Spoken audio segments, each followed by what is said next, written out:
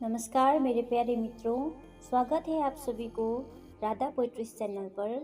आज मैं आपको सुनाने जा रही हूँ पुस की रात कहानी, जो प्रेमचंद जी ने लिखा है।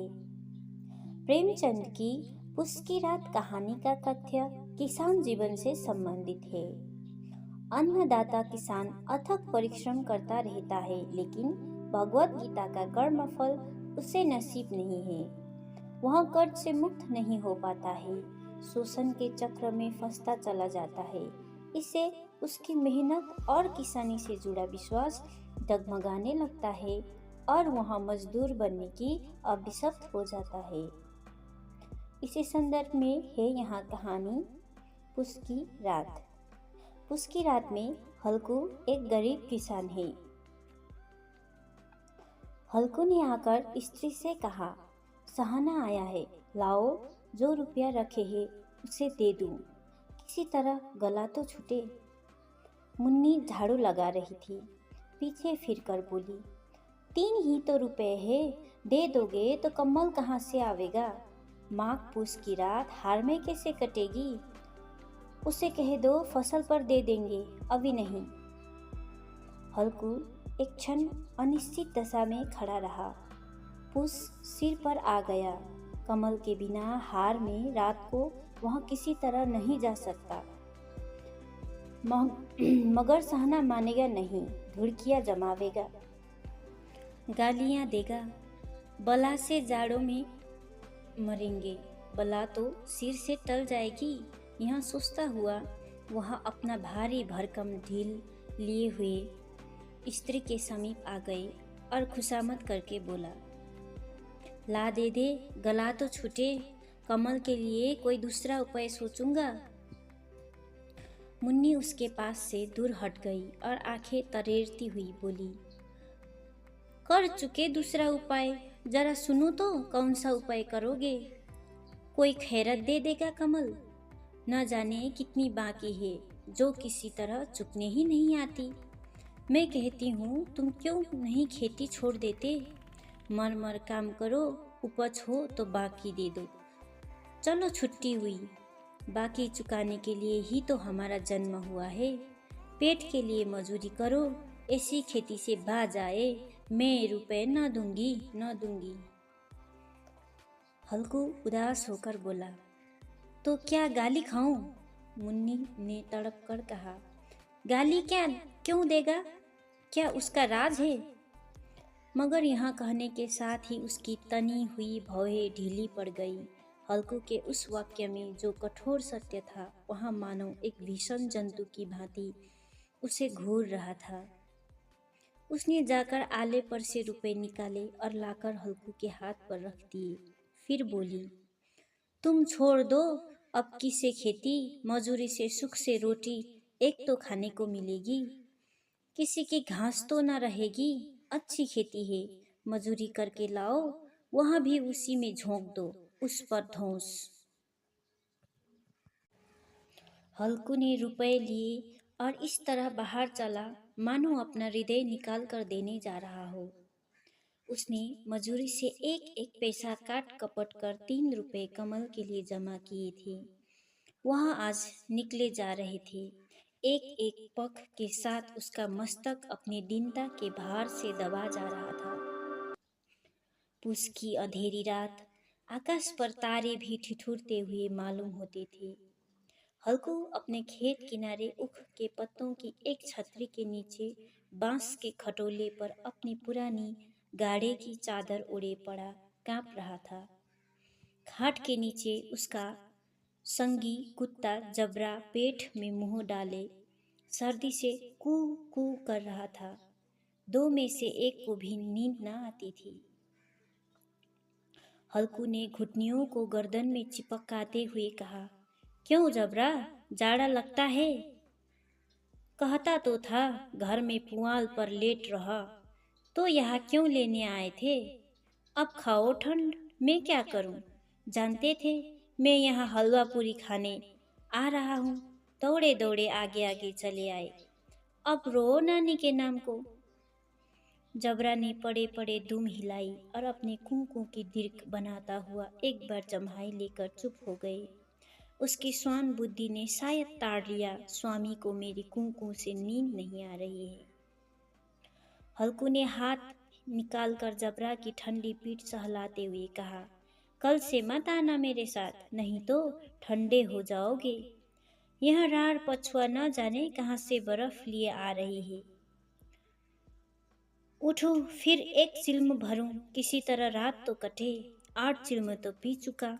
यहाँ खेती का मजा है और एक एक भगवान ऐसे पड़े हैं जिनके पास जाड़ा जाए तो गर्मी से घबरा कर भागे।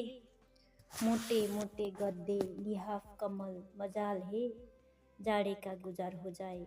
तकदीर की खूबी, मजूरी हम करें, मजा दूसरे लुटे।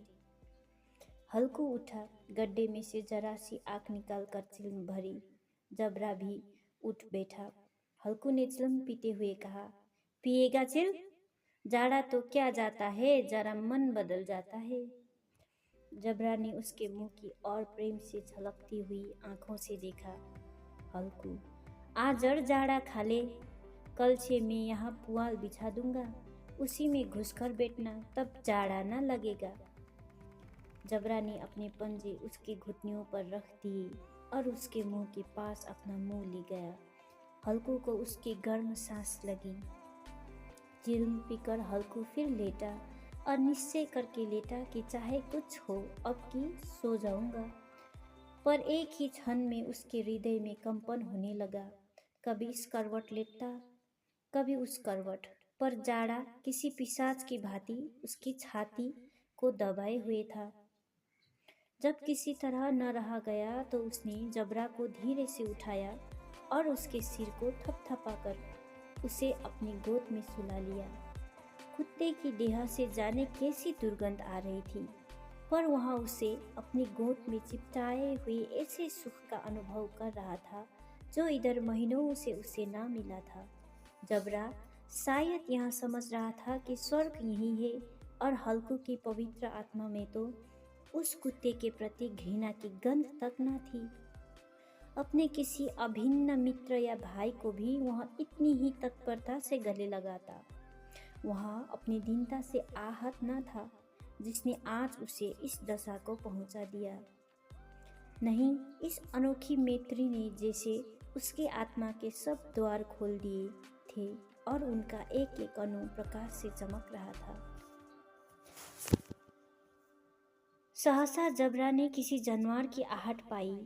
इस विशेष आत्मीयता ने उसमें एक नई सुफुर्ती पैदा कर दी थी जो हवा के ठंडे झोंकों को तुच्छ समझती थी। वह झपट कर उठा और छपरी से बाहर आकर भूखने लगा। हल्कू ने उसे कई बार चुमकार कर बुलाया पर वह उसके पास न आया। हार में चारों तरफ दौड़ दौड़ कर भुगता रहा।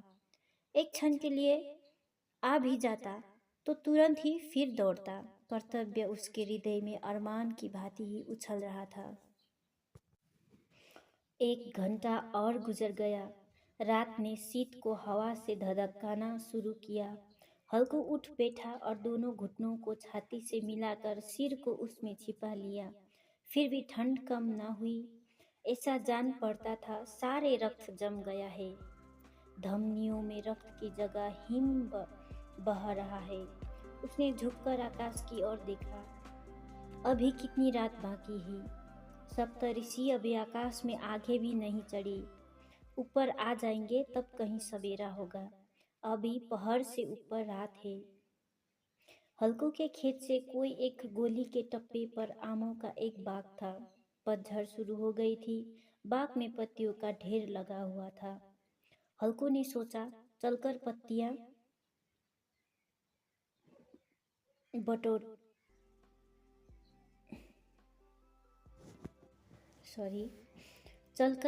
बटोरूं और उन्हें जलाकर खूब तापूं। रात को कोई मुझे पत्तियां बटोरते देखे तो समझे कोई भूत है। कौन जाने कोई जानवर ही छिपा बैठा हो, मगर अब तो बैठे नहीं रहा जाता। उसने पास के अरहर के खेत में जाकर कई पौधे उखाड़ लिए और उनका एक झाड़ू बनाकर हाथ में सुलगता हुआ उपला लिए बगीचे की तरफ चला। जबरा ने उसे आते देखा तो पास आया और दुम हिलाने लगा। हल्कू ने कहा, अब तो नहीं रहा जाता जबरू, चलो बगीचे में पत्तियां बटोर कर तापे।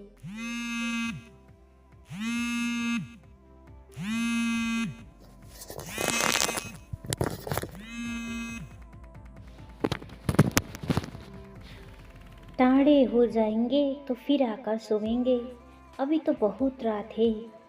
जबरा ने कू कू करके सहमति प्रकट की और आगे आगे बगीचे की ओर चला। बगीचे में खूब अंधेरा छाया हुआ था और अंधकार में निर्दयी पवन पत्तियों को कुचलता हुआ चला जाता था। वृक्षों से ओस की बूंदें टप टप नीचे टपक रही थी। एकाएक एक झोंका मेहंदी के फूलों की खुशबू लिए हुए आए। हल्कू ने कहा, कैसी अच्छी महक आई जबरू, तुम्हारी नाक में भी तो सुगंध आ रही है। जबरा को कहीं जमीन पर एक हड्डी पड़ी मिल गई थी, उसे चिचो रहा था। हल्कू ने आग जमीन पर रख दी और पत्तियां बटोरने लगा। जरा देर में पत्तियों का ढेर लग गया। हाथ ठिठुरे जाते थे, नंगे पांव गले जाते थे और वहां पत्तियों का पहाड़ खड़ा कर रहा था। इसी अलाव में वह ठंड को जलाकर भस्म कर देगा। थोड़ी देर में अलाव जल उठा। उसकी लौ ऊपर वाले वृक्ष की पत्तियों को छू छू कर भागने लगी। उस अस्थिर प्रकाश में बगीचे के विशाल वृक्ष ऐसे मालूम होते थे मानो उस अथाह अंधकार को अपने सिरों पर संभाले हुए हो। अंधकार के उस अनंत सागर में यहाँ प्रकाश एक नौका के समान हिलता मचलता हुआ जान पड़ता था। हल्कू अलाव के सामने बैठा आग ताप रहा था। एक क्षण में उसने दोहर उतारकर बगल में दबा ली, दोनों पांव फैला दिए मानो ठंड को ललकार रहा हो। तेरे जी में जो आए सो कर। ठंड की असीम शक्ति पर विजय पाकर वहाँ विजय गर्व को हृदय में छिपा ना सकता था। उसने जबरा से कहा, क्यों जब्बर, अब ठंड नहीं लग रही है? जब्बर ने कू कू करके मानो कहा, अब क्या ठंड लगती रहेगी, पहले से ही यहाँ उपाय न सूझा, नहीं इतनी ठंड क्यों खाते? जब्बर ने पूछे हिलाई। अच्छा आओ इस अलाव को कूद कर पार करे, देखे कौन निकल जाता है। अगर जल गए बच्चा तो मैं दवा न करूँगा। जब्बर ने उस अग्निराशि की ओर कातर नेत्रों से देखा। मुन्नी से कल ना कह देना, नहीं तो लड़ाई करेगी। यहाँ कहता हुआ वहाँ उछला और उस अलाव के ऊपर से साफ निकल गया। पैरों में जरा लपट लगी पर वहाँ कोई बात न थी।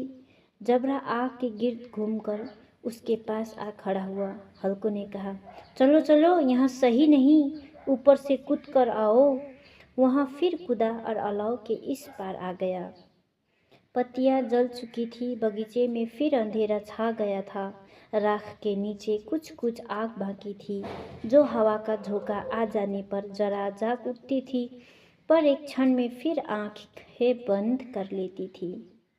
हल्कू ने फिर चादर ओढ़ ली और गर्म राख के पास बैठा हुआ एक गीत गुनगुनाने लगा। उसके बदन में गर्मी आ गई थी, पर ज्यों-ज्यों शीत बढ़ती जाती थी उसे आलस्य दबाए लेता था। जबरा जोर से भूख कर खेत की ओर भागा। हल्कू को ऐसा मालूम हुआ कि जानवरों का एक झुंड खेत में आया है। शायद नीलगायों का झुंड था। उनके कूदने दौड़ने की आवाज़ें साफ कान में आ रही थी। फिर ऐसा मालूम हुआ कि खेत में चल रही है। उनके चबाने की आवाज़ चर चर सुनाई देने लगी। उसने दिल में कहा, नहीं, जबरा के होते हुए जानवर खेत में नहीं आ सकता। नीच नोच ही डाले, मुझे भ्रम हो रहा है। कहाँ, अब तो कुछ नहीं सुनाई देता। मुझे भी कैसा धोखा हुआ। उसने जोर से आवाज़ लगाई, जबरा जबरा। जबरा भूखता रहा, उसके पास न आया। फिर खेत के चरे जाने की आहट मिली। अब वह अपने को धोखा न दे सका। उसे अपनी जगह से हिलना जहर लग रहा था। कैसा दंदाया हुआ था। इस जाड़े पाले में खेत में जाना, जानवरों के पीछे दौड़ना असह्य जान पड़ा। वह अपनी जगह से ना हिला। उसने जोर से आवाज़ लगाई, ली हो, ली हो। जबरा फिर भूखे उठा। जानवर खेत चर रहे थे, फसल तैयार है, कैसी अच्छी खेती थी, पर ये दुष्ट जानवर उसका सर्वनाश किए डालते हैं। हल्कू पक्का इरादा करके उठा और 2-3 कदम चला, पर एकाएक हवा का ऐसा ठंडा चुभने वाला बिच्छू के ढक का सा झोंका लगा कि वहाँ फिर बुझते हुए अलाव के पास आ बैठा और राख को कुरेद कर अपनी ठंड देह को गरमाने लगा। जबरा अपना गला फाड़ डालता था, नीलगाय खेत का सफाया की डालती थी और हल्को गर्म राख के पास शांत बैठा हुआ था। अकर्मण्यता ने रस्सियों की भांति उसे चारों तरफ से जकड़ रखा था। उसी राख के पास गर्म जमीन पर वहाँ चादर ओढ़कर सो गया।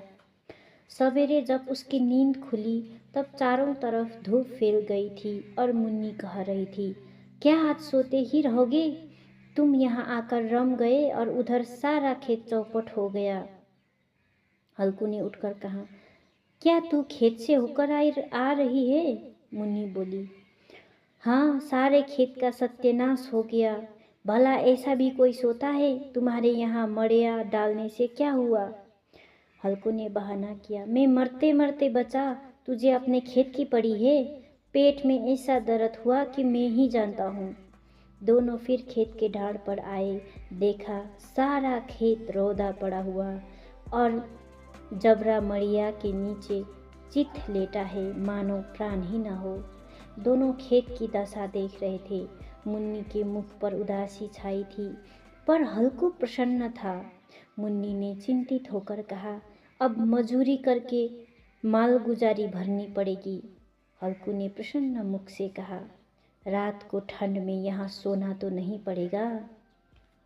धन्यवाद।